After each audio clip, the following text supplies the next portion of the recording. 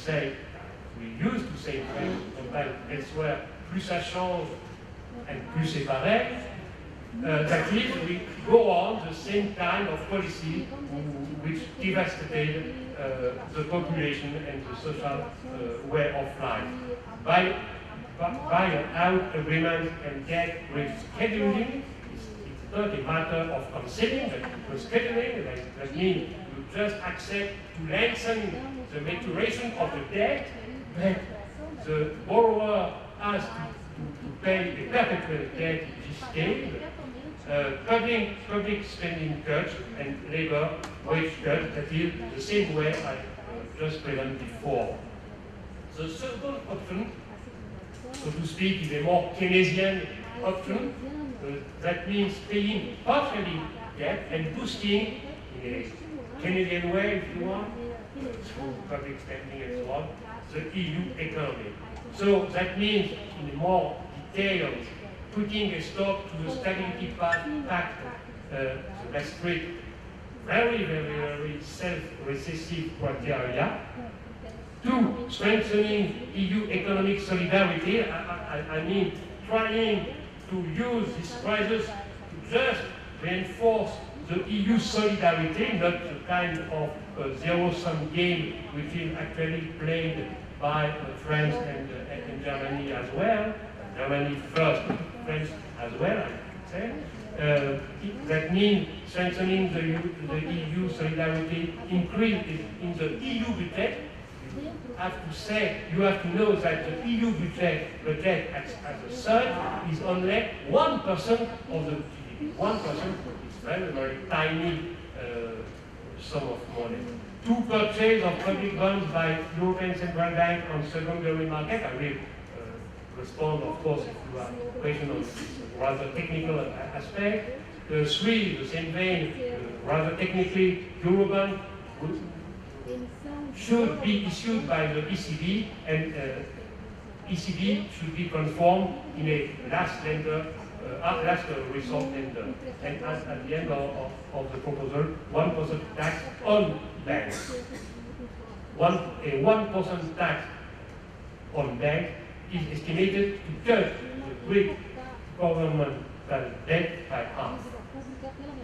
Finally, the third option, more radical, so to speak, but increasingly supported by constituencies in the last election in Greece, in Portugal, in Spain, is another EU is possible, so to speak.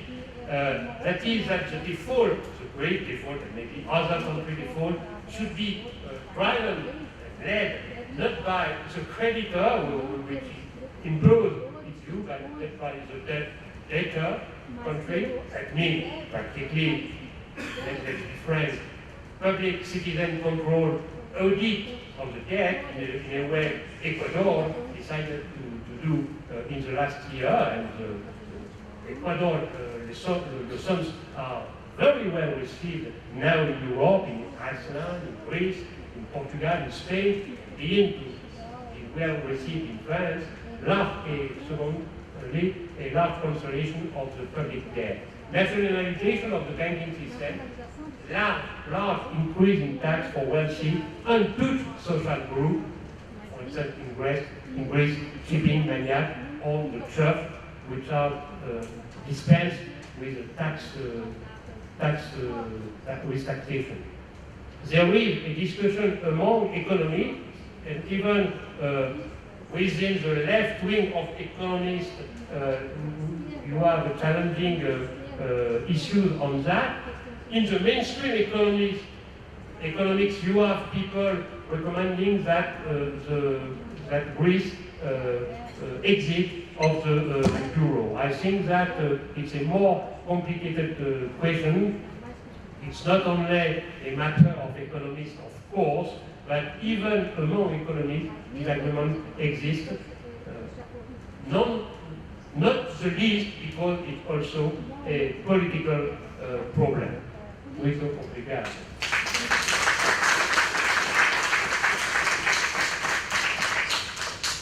Bom, agradeço aí instrutiva e preocupante apresentação do Claude. Então, eu passo a ler um breve sumário. A professora Mariane Wiesenbron é professora associada do Departamento de Estudos Latino-Americanos da Universidade de Leiden, Holanda. Especializa-se na área de História Política e Sociedade do Brasil, em questões de desenvolvimento econômico e político na América Latina e em assuntos de integração regional. É autora de muitos artigos e coorganizadora de vários livros, dentre eles Processos de Integração Regional e Cooperação Intercontinental desde 1989, foi publicado em 2008. Ela recentemente vem trabalhando sobre o tema de segurança relativo à Amazônia Azul e as relações e contradições marítimas no Brasil, dificuldades, que foi publicado na Revue de Défense Nacional recentemente. Coordena em Leiden a Cátedra de Estudos Brasileiros Rui Barbosa e em 2010, recebeu a Comenda da Ordem do Rio Branco, dada pelo... Então, por favor, né, para fazer isso.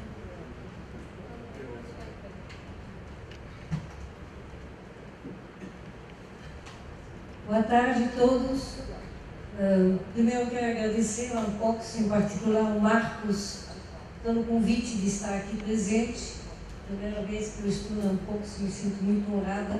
Também quero agradecer aos organizadores e assistentes técnicos aqui, em particular, que não está saindo da sala, a Juliana e a Rafael, que foram muito prestativos para resolver problemas pontuais.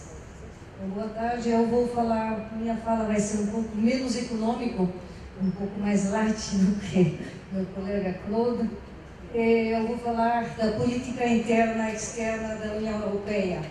Em relação, em particular, externa, vou falar das relações da União Europeia com os BRICS. Próxima, por favor.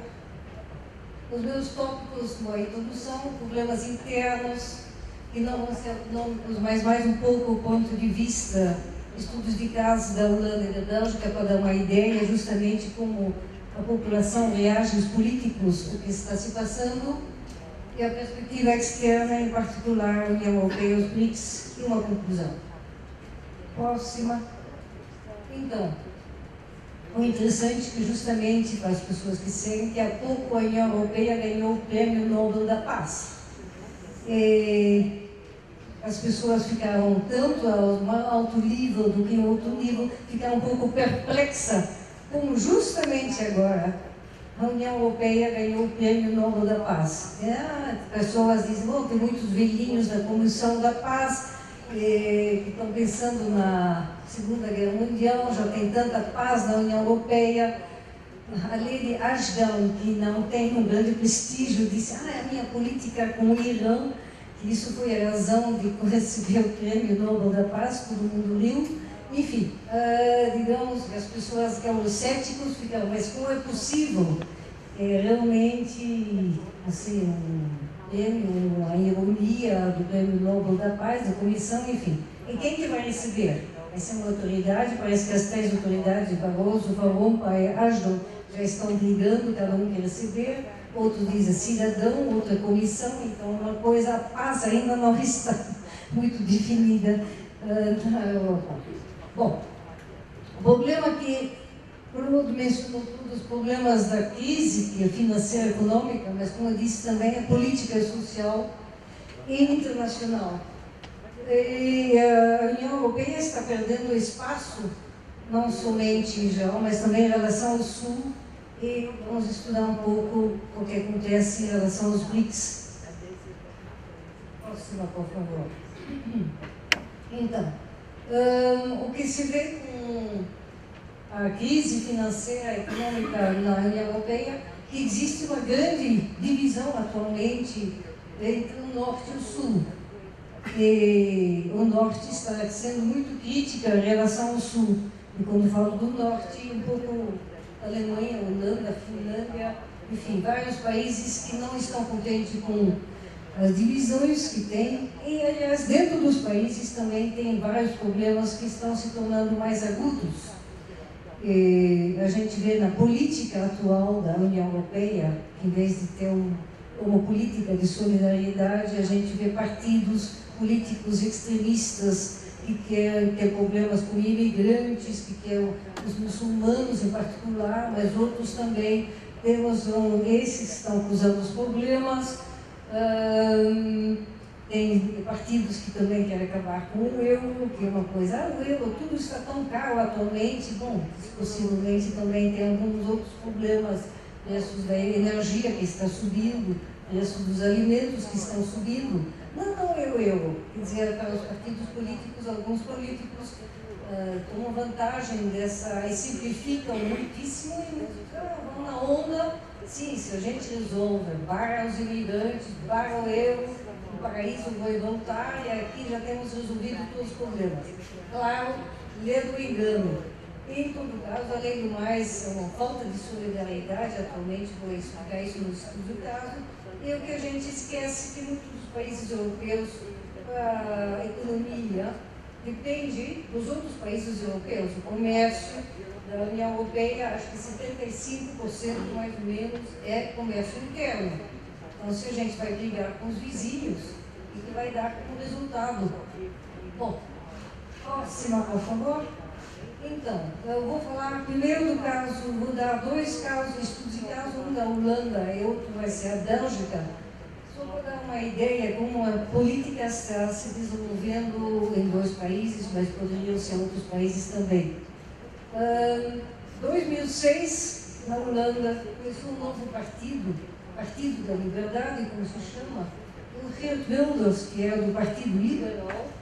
Agora, o Partido da Liberdade era, digamos, o Partido Liberal do PFL dele, do Brasil, para comparar. Agora tem o Partido da Liberdade, que é islamofóbico. Muito anti-Europa. Para dar uma ideia, quando teve eleições do Parlamento Europeu, ele produziu um programa de meia página. Só para dizer que a Holanda tem que pagar menos, que a gente não tem que fazer o que Bruxelas quer, que nós temos que desenvolver uma política independente da Holanda, que seria muito melhor que a Holanda. E cito como exemplo, veja a Suíça e a Suécia estão muito bem. Só que aí, e ninguém do jornalista que entrevista esse pessoal, eu também sempre admiro e admiro.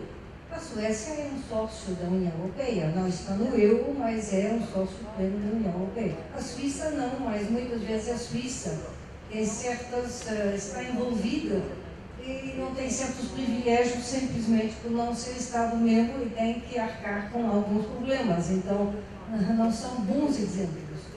Mas, em todo caso, foi um partido muito importante, especialmente no governo anterior, porque foi tão importante, foi um partido que não fez parte do governo, mas apoiou o governo.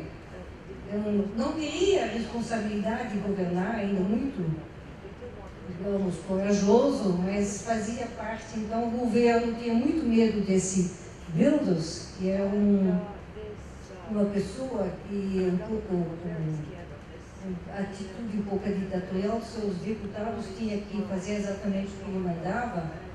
E ele é eurocético e pediu, por exemplo, por acaso, um instituto britânico, que não está no euro, de fazer uma pesquisa. E claro que essa instituição britânica calculou que para a Holanda seria bem melhor que sair do euro e voltar ao florim. Só que estudos na Holanda, várias instituições sérias fizeram os cálculos e disse que esses cálculos não funcionavam. Claro, aí esse senhor Deus, mas essas instituições a gente tem que acabar com elas, o problema resolver, vamos fechar as instituições, o IBGE holandês e esse tipo de... Não, porque não funciona, vamos acabar com eles, assim a gente vai economizar muito verba, só para mostrar um pouco como essas pessoas funcionam. Bom, então, em todo caso, tem uma discussão na mídia, e com ele que sim, será que um euro não funciona tão bem? Quem sabe a gente vai dividir o euro em duas zonas. O euro do norte, o neuro, e o euro do sul, o seu. Então aí vamos ter o euro em duas velocidades. Bom, não, mas tem discussões muito sérias sobre será que não seria melhor para resolver a crise que a gente, em vez de ter o euro, não vamos acabar com o euro, mas vamos pensar em outras soluções. Vou fazer uma união monetária, o que eu chamo são SPIGs, então, que é para Portugal, Irlanda, Itália, Grécia e Espanha. Alguma coisa assim. Claro, é uma outra alternativa, a gente tem o euro, mas com um grupo bem menor. Então, são outras coisas, e um euro mais flexível, enfim. Na Holanda, fizeram uma pesquisa, a maioria foi a favor do euro, tem 27%, que eu acho muito, que quer voltar para o passado, só que esquece que o passado já foi, e que se a gente começa agora a fazer essas coisas, os custos para passar de novo a moeda holandesa, não sei os nomes, mas em 26 estava a favor do euro. Então, realmente tem um debate e os políticos estão aproveitando essa ideia de modificar a moeda. Bom, enquanto a gente tem o euro, eu acho que os empresários holandeses estão bem contentes com isso e as pessoas que viajam muito também. Próxima, por favor. Então, e a crise na Holanda? Como é que as pessoas pensam resolver? No Brasil, eu vendo o presidente, quando tem um problema num certo setor, reduz os impostos, porque assim as pessoas vão consumir mais, porque o produto se torna mais barato. O que se inventa na Europa, muito inteligentemente, se aumenta a IVA. Quer dizer, o produto que já é caro, que as pessoas não vão comprar, vai ficar ainda mais caro. Claro, aí todo mundo vai para as lojas e vai comprar os produtos. Bom, não funciona. Então, reduzir então o número de funcionários, reduzir os salários estão baixando.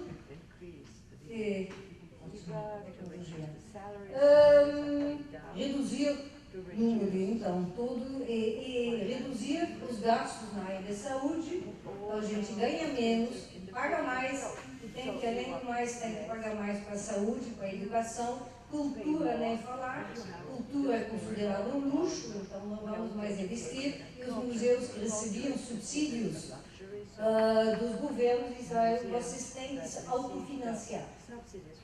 Tem que bolar um jeito, alguns museus muito famosos conseguem, e outros menos famosos e estão mais especializados. Bom, vamos fechar, mas como a gente já tem 2 orquestras, por que a gente precisa de terceiro? Por que a gente já tem tantos grupos de baile, por que a gente precisa mais um? Então, cada vez é meio complicado para conseguir perguntar. Tá. Vou fazer uma piada, mas não. Tá bom. Então, sim. Então, outro sistema que é alguém que bolou para, digamos, para sair da crise, o que vamos fazer? Aumentar ainda mais a IVA e reduzir os impostos, vai fazer menos categorias de imposto e aumentar mais a IVA. Claro, essas são políticas de exclusão, que a gente sabe, todo mundo tem que pagar IVA, impostos, normalmente quando cada vez aumenta um pouco mais, é uma maneira de inclusão. Como diz Claude, a igreja e os armadores gregos que não pagam um centavo enquanto são multibilionários, então essas coisas que são em desequilíbrio.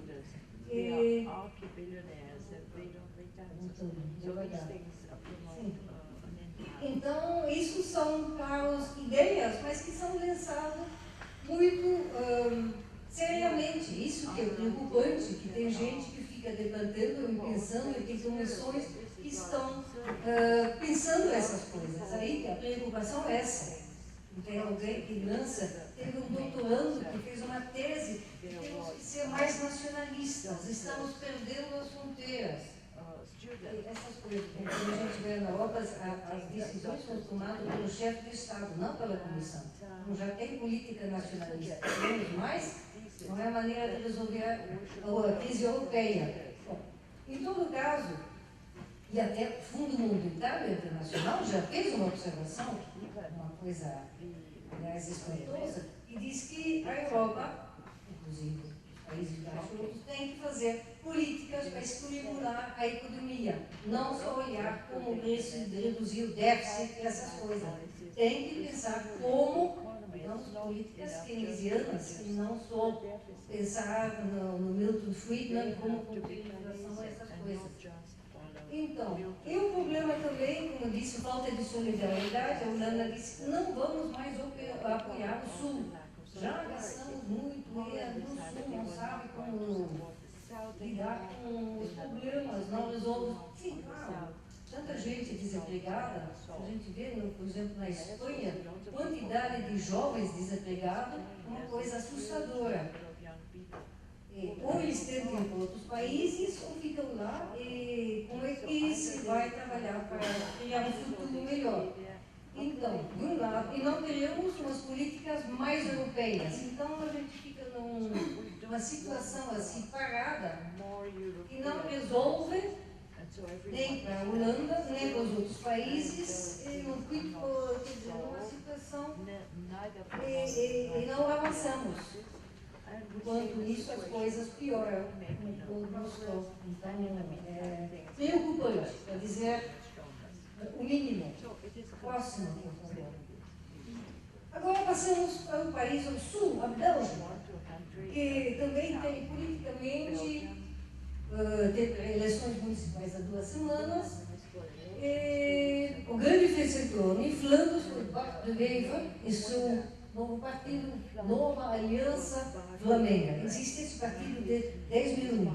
Vai existir outro partido, mas se vê, são partidos novos, muito conquistáveis, que estão mais ou menos, é uma coisa também nova na Europa, todo tipo de partidos pequenos que não havia, novos movimentos que têm tudo a ver com uma posição diferente.